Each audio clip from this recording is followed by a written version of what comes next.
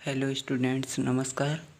तो हम देखने वाले हैं प्रोटॉन की खोज किस प्रकार हुई। चित्र द्वारा स्पष्ट कीजिए। क्वेश्चन है हमारा, चित्र के द्वारा हमें जो है खोज किस प्रकार हुई प्रोटॉन की, वो इसको स्पष्ट करना है।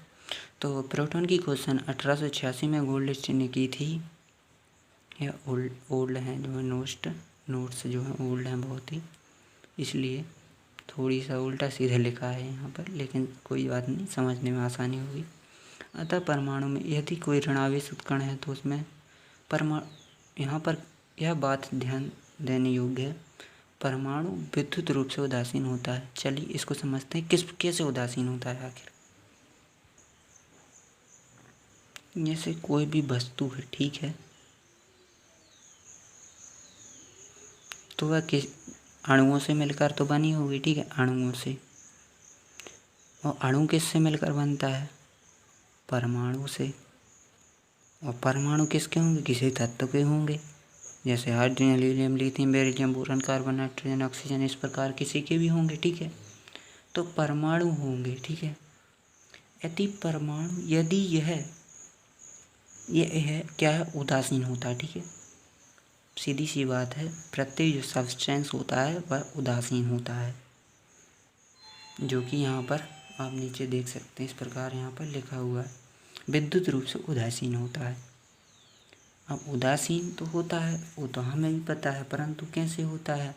यदि यह जो है परमाणु आवेशित होगा, ठीक है, आवेशित होगा, यदि आवेशित होगा, ऋण आवेशित या धन आवेशित, तो यह इलेक्ट्रिक फील्ड में ले जाने पर या तो अट्रैक्ट होगा या फिर रिपेल होगा, ठीक है। दोनों में से कुछ भी होगा, रिपल्सन होगा या अट्रैक्शन होगा। तो ऐसी बात तो होती नहीं जब तक आवेशित ना करो, जब तक अट्रैक्शन और जो है रिपल्सन होता ही नहीं है। तो इसी प्रकार से यहाँ पर बात यह प्रूफ होती है कि विद्युत रूप से उदासीन होता है परमाणु, यदि जब इसको क्रिया जो है रासायनिक क्रियाओं के माध्यम से इसको आवेशित किया जाता है, तब यह आवेशित होता है, परंतु यह अपने जो है प्राकृतिक रूप से यह उदासीन ही होता है।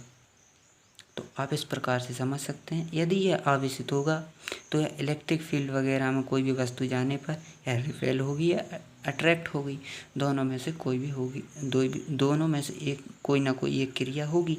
परंतु ऐसा होता नहीं है, जब तक उन्हें आवेशित या विभवांतर आरोपित ना करें तब तक यह सब कुछ होता नहीं है, ठीक है।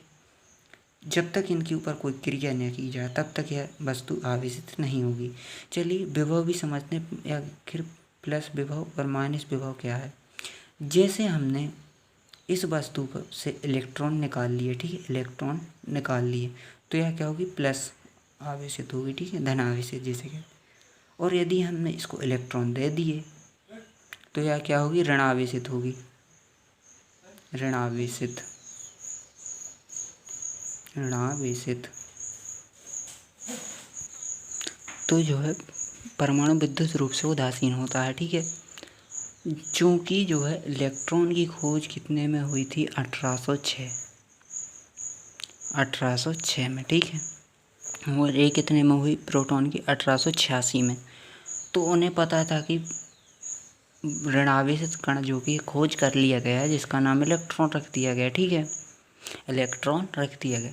तो यदि उदासीन है तो इसमें ऋणावेशित कण मिल गया, तो धनावेशित कण भी होना चाहिए, तभी तो यह परमाणु उदासीन हो।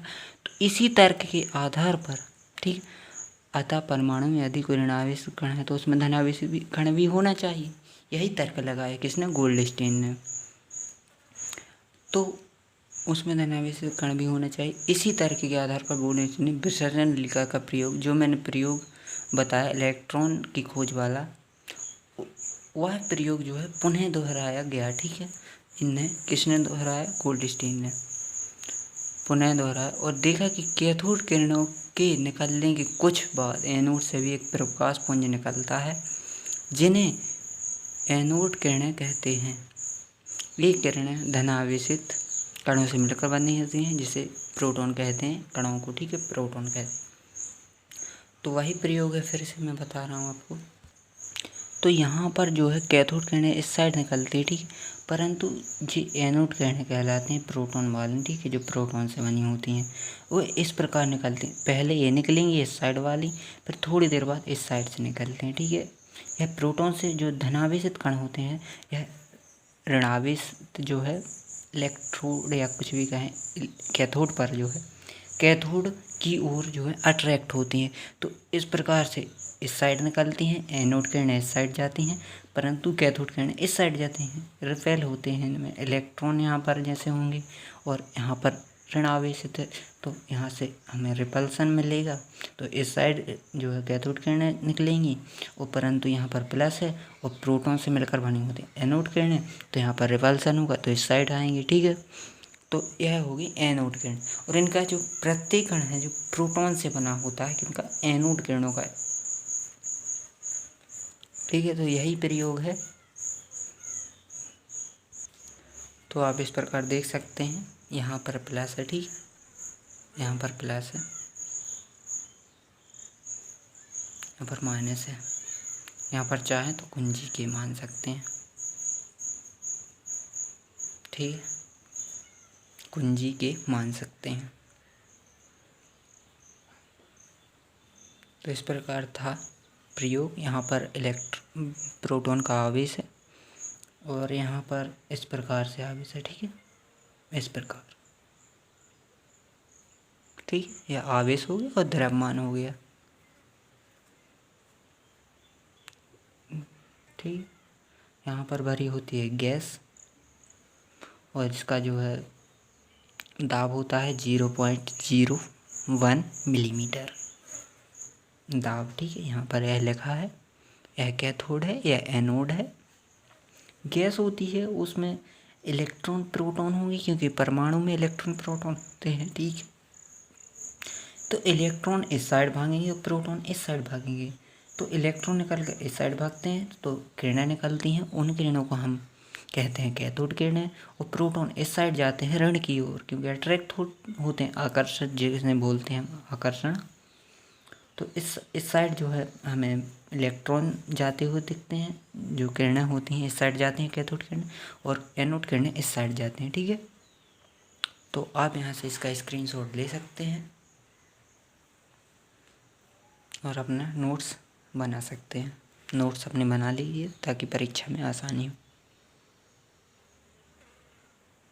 तो इस प्रकार से था क्वेश्चन। Thank you.